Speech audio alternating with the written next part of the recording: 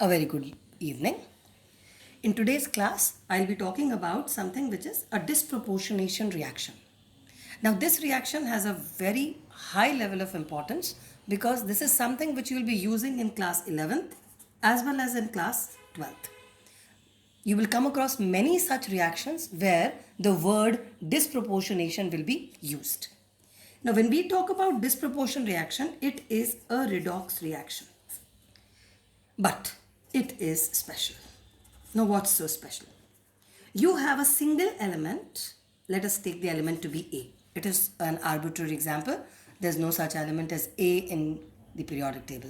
So, if I take an element A as the reactant, which means the reactant has a single identity in which we are interested, and it, after a reaction, changes into two identities. One is this and other is this. Now, if this is happening, then what I can say is during this particular reaction, your products are 2, reactant is just 1. Talking about the oxidation state. Oxidation state of the reactant is 0 because it is not in any combined state. The charge on A becomes its oxidation state, so oxidation state is +1. The charge on A here becomes its oxidation state, so oxidation state is -1. So if I talk about this particular step where A is going to A+, there is an increase in oxidation number, and an increase in oxidation number refers to as oxidation. Hence, your A is undergoing an oxidation reaction. But A is also transforming to this, which means your A is going from 0 to -1. If it is moving from 0 to -1, that means there is a decrease in oxidation number. And when we talk about a decrease in oxidation number, we say it is reduction. Therefore, a single element has undergone oxidation as well as reduction is the special character for this particular type of a reaction. Now, for such a reaction to happen, your element A in this case was found to have 3 oxidation states: 0, +1 and -1. So this type of reaction is only possible when the element has at least 3 oxidation states. Also, out of the 3 oxidation states, the highest oxidation state is +1, the least oxidation state is -1, and intermediate between the two is 0, which means this particular oxidation state has to be on the reactant side. Because only if this particular oxidation state is on the reactant side can you expect this to transform into this to show a reduction and this to transform into this to show an oxidation. So the conclusion for a disproportionation reaction is that a single element undergoes both oxidation as well as reduction, which means that element should at least have 3 oxidation states. Out of these 3 oxidation states, the intermediate should be on the reactant side.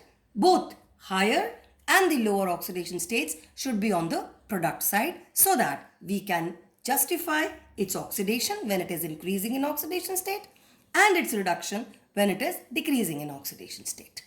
So this is a special reaction that we are going to discuss further. I'll be taking 3 examples to prove the same to you. Let's come to this example first. In this case, I'm talking about the element phosphorus, which is P4, that is its existence state. Now, since it is not combining with any other element, so the oxidation state for phosphorus in P4 becomes 0. Coming to pH3, hydrogen in its most common oxidation state is taken to be +1. There are 3 hydrogens, so it becomes +3. And there is 1 phosphorus. The net charge of the molecule is 0. So the oxidation state of phosphorus becomes -3. Coming to this, in this particular case, I need to find out the oxidation state of phosphorus. To do that, hydrogen is +1. Phosphorus I do not know. Oxygen is -2 and there are 2 such oxygens, so it is -4. And the net charge on the identity is -1. Finding out X from this expression, which becomes -1 +4, again a -1. So your oxidation state, what does it become? Check it out. -1, +4 and -1. So you have a -2 and a +4 that makes it +2. So your oxidation state here is +2. Hence, we can clearly see that in this particular reaction, phosphorus is going from 0 to -3, which is a decrease in oxidation number. Therefore, this can be called as a reduction. While when it moves from 0 to +2, in this case, there is an increase in oxidation number, which can be called as oxidation. So, a particular reaction where a single identity is changing into two different products, both of which one has a higher oxidation state than the reactant element and the other has a lower oxidation state than the reactant element, leading to a special redox where we call such reactions as disproportionation reaction. Coming to the second example, the second example is that of MnO4 minus. Now in this MnO4 minus, the element that I am interested in is Mn. Let us find the oxidation state of Mn in this particular molecule. You have X for Mn. There are 4 oxygens, so -8. It is equal to -1. Hence your X comes out to be +7. That's the oxidation state of Mn in this particular compound. Now if this reaction is redox, then I should have Mn to change into a higher oxidation state as well as a lower oxidation state. Let's check the oxidation state for Mn in this particular identity. Mn is X. Again, there are 4 oxygens, so -8. The net charge is -2. So if you find out the value of X, it comes out to be +6. So the oxidation state of Mn in this particular compound this particular identity becomes +6. Finding it here, again your Mn is X. There are 2 oxygens, so it is -4. Hence, no charge in the molecule, so 0. So again, X comes out to be +4. Now let's have a closer look on the identities to give a conclusion to it. If I go from here to here, what is happening to the oxidation state? It is going from +7 to +6. There is a decrease in oxidation state, so I would call it to be reduction. What about the other half? MnO4 minus also goes to MnO2 from +7 to +4. Again, there is a decrease in oxidation state, which is also reduction. Hence concluded, this is not our example of disproportionation because the identity Mn is undergoing a decrease in oxidation state under both the situations, and therefore we cannot call it to be a disproportionation reaction. Also, the other way of understanding is we know that Mn in the outermost shell has got 7 electrons, 5 in D and 2 in S, and both of them participate in bonding. So the maximum oxidation state of Mn can only be 7 by the valence electrons, the electrons which can participate. So since all the electrons are used up, this particular identity can never go to +8 state because there are no such electrons.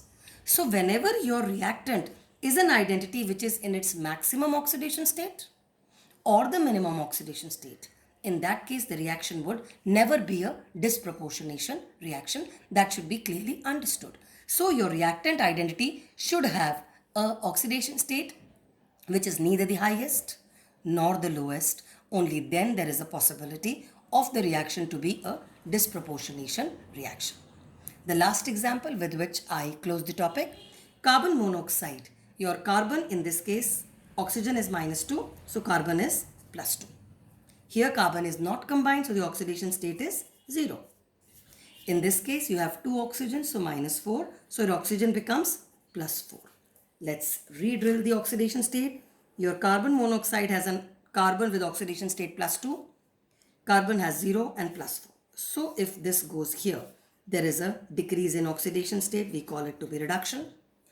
And if it goes here, then there is an increase in oxidation state, so we call it to be oxidation. Hence, carbon is in the intermediate oxidation state of +2. It is transforming into 0, that is reduction. Also transforming into +4, that is oxidation. Hence, this is a disproportionation reaction where one particular reactant is transforming into 2 products, one by reduction, the other by oxidation. So, we have this example as a disproportionation reaction. With this, I would end my topic of disproportionation reaction. This particular topic will be of use to you in class 11th. The chapter is redox reactions, also in case of P block. P block again is in class 12, where also we have many disproportionation reactions. Also in the D and F block of elements, you have certain reactions which are under the category of disproportionation reaction. Fine. With this, we end the class. Thanks a ton for watching. Please share it if you like it. Thank you.